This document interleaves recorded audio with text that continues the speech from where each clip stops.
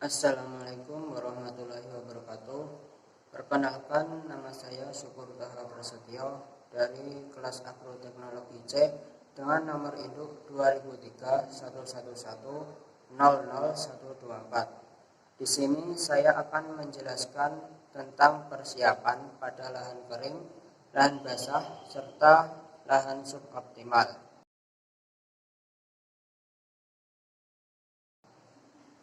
Sebelum mengetahui persiapan pada masing-masing lahan tersebut, alangkah baiknya kita mengetahui definisi dari lahan itu sendiri.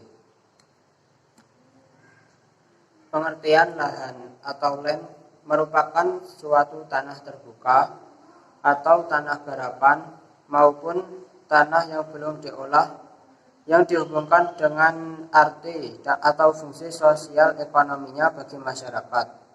Sementara itu, lahan sering dikaitkan dengan tanah, namun hal ini merupakan hal yang berbeda. Tanah merupakan permukaan bumi yang termasuk bagian dari tubuh bumi dan air serta ruang yang di atasnya sampai langsung berhubungan dengan tata guna tanahnya. Macam-macam lahan. Di Indonesia, lahan terbagi menjadi 3 bagian. Yang pertama lahan basah, kemudian yang kedua lahan kering, dan yang terakhir atau yang ketiga lahan suboptimal. Yang pertama lahan basah. Berdasarkan konvensi Ramsar, lahan basah berarti sebagian wilayah lahan gambut, rawa, dan air yang terbentuk secara alami maupun buatan, kemudian memiliki sifat sementara atau permanen, tidak mengalir atau diam, atau mengalir dengan sifat payau, asin, atau tawar, serta mencangkup air marin yang ketika surut tidak lebih dari 6 meter. Macam-macam lahan basah. Lahan basah dibagi menjadi 4 bagian, yakni rawa, lahan gambut, hutan mangrove, dan sawah. Lahan basah yang pertama yakni rawa. Rawa adalah suatu lahan yang berada di tempat tertentu sepanjang tahun atau dalam waktu yang lama tergenang air yang dangkal, serta termasuk lahan basah yang terlahir dari proses alamiah.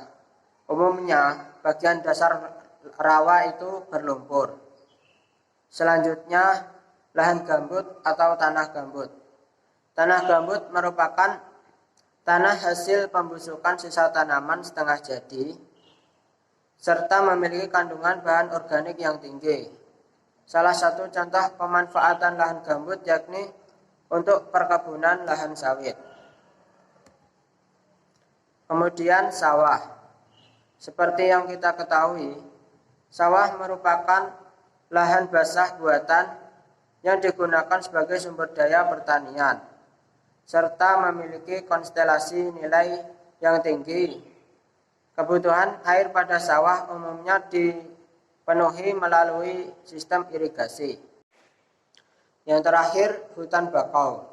Hutan bakau atau hutan mangrove merupakan sebuah hutan yang berada di pesisir air payau dan berada di garis pantai dan dipengaruhi oleh pasang air laut. Penggenangan oleh pasang surut air ini menyebabkan aerasi dan salinitas tinggi. Hutan bakau selain sebagai lahan basah juga berfungsi untuk meminimalisir terjadinya tsunami, kemudian mengurangi proses abrasi yang terjadi pada pantai. Berikut ini merupakan beberapa gambar dari lahan basah yang telah dijelaskan. Selanjutnya, persiapan lahan pada lahan basah. Lahan basah di sini menggunakan lahan gambut dengan metode surjan. Apakah metode surjan itu? Metode surjan adalah sistem pengelolaan tanah dan air yang disesuaikan dengan lingkungan sekitar.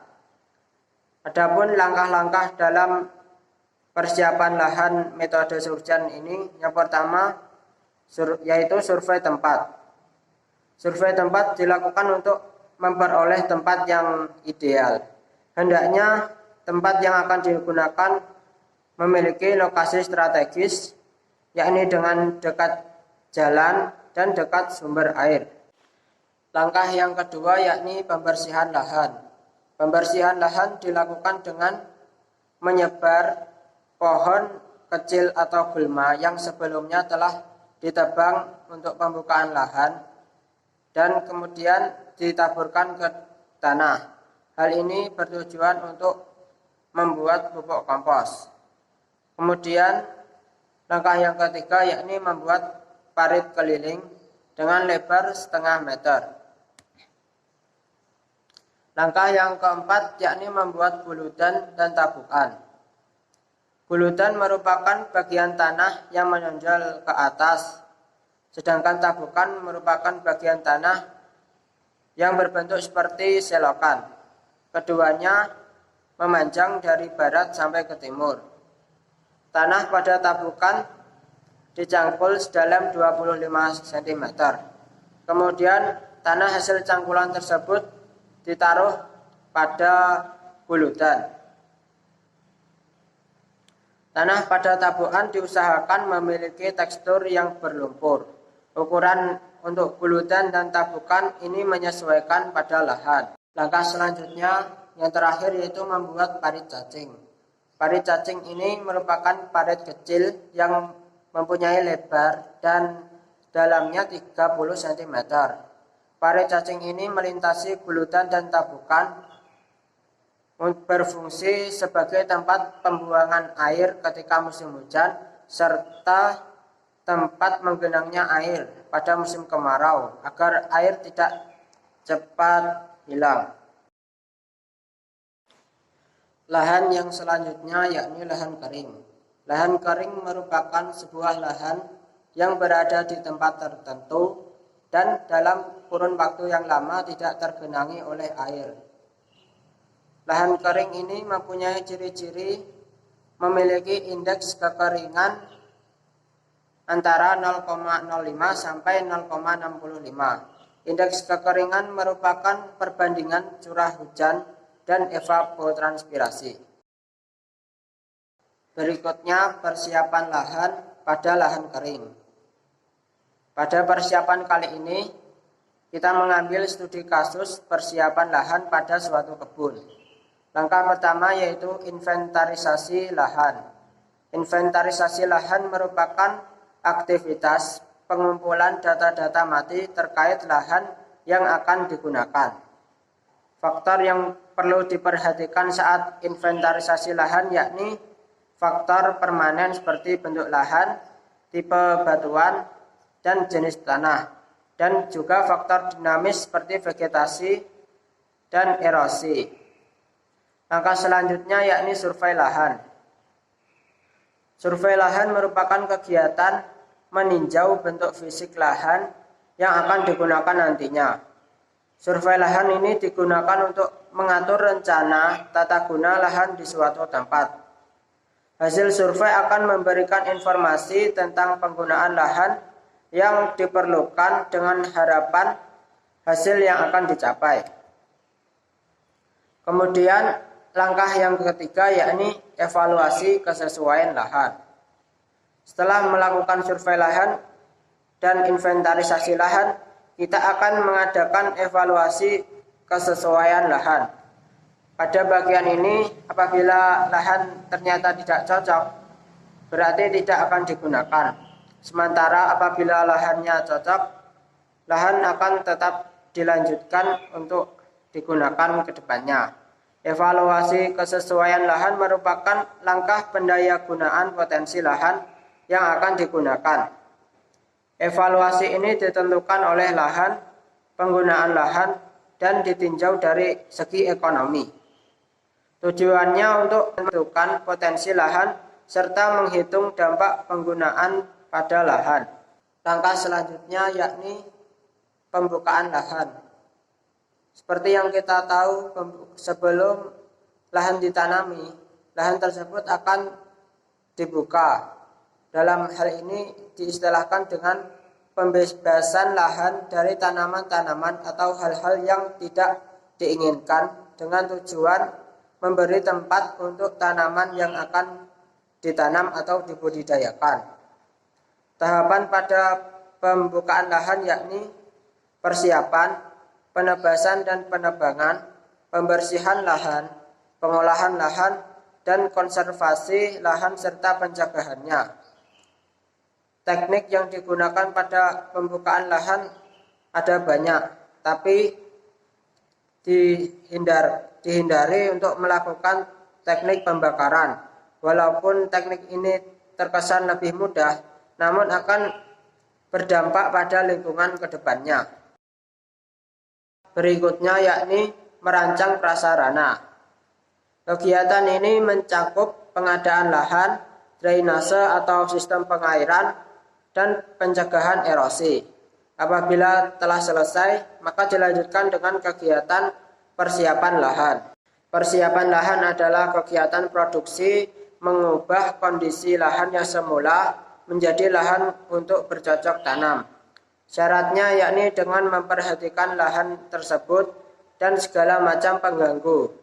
Tujuannya untuk memudahkan sistem perakaran dan menghilangkan tanaman inang.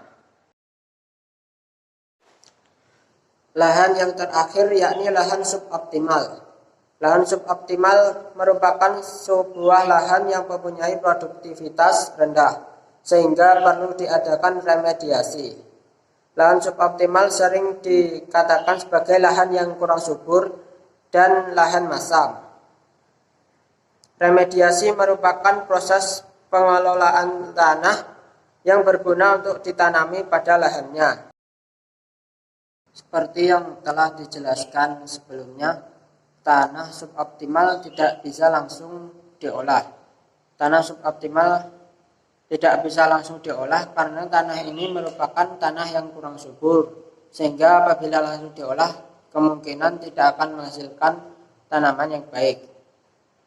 Langkah pertama, persiapan lahan suboptimal yakni remediasi. Seperti yang telah dijelaskan sebelumnya, remediasi merupakan proses pengelolaan tanah yang berguna untuk tanah tersebut agar dapat ditanami. Remediasi ini ada beberapa macam. Yang pertama, teknik pengapuran pada lahan yang masam. Yang kedua, yakni pengaplikasian gipsun yang dilakukan pada lahan dengan kadar garam yang tinggi.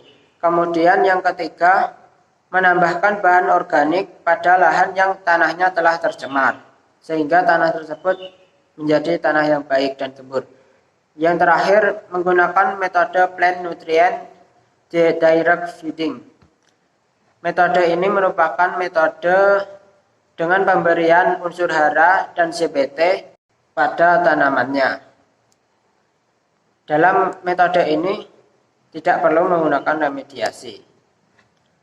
Tahap selanjutnya yakni olah tanah. Sistem olah tanah pada lahan suboptimal dibedakan menjadi dua. Yang pertama, OTM atau olah tanah minimum. Kemudian yang kedua, TOT atau tanpa olah tanah. Pada teknik tanpa olah tanah, pada persiapan lahan suboptimal dapat dilakukan dengan yang pertama, membiarkan sisa tanaman yang sebelumnya pada lahan tersebut sehingga dapat dijadikan mulsa. Kemudian melakukan pembenahan lahan. Pembenahan lahan ini dilakukan dengan memberi bahan organik maupun pemberian pupuk hayati berupa mikorizat. Nah, sekian dari presentasi yang dapat saya sampaikan. Apabila ada kesalahan atau kekurangan, saya mohon maaf. Wassalamualaikum warahmatullahi wabarakatuh.